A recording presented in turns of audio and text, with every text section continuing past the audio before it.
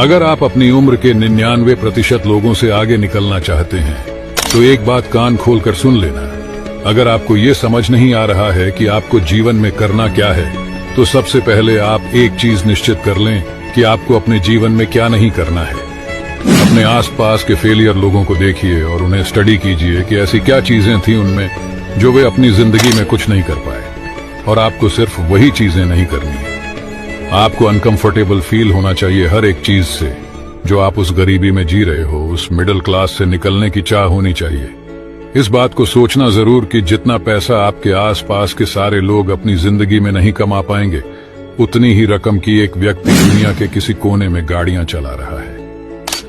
आप गरीबी से तब तक नहीं निकल पाएंगे जब तक यह ख्याल आपको रात में सोने ना दे। आपको गरीबी से घृणा और असफलता से भय होना बहुत आवश्यक है। अगर ये दोनों चीजें आपके पास है तो आपको सफल होने से कोई नहीं रोक सकता। आपको बहुत ऊंची सोच रखनी होगी, जिस सोच को सब लोग पागलपन और नामुमकिन कहते हैं। और सबसे इंपॉर्टेंट बात जरूर याद रखना कि अगर अकेले चलना पड़े तो कभी भयभीत मत होना, क्योंकि शमशान, शिखर और सिंहासन पर व्यक्ति हमेशा अकेला ही होता है।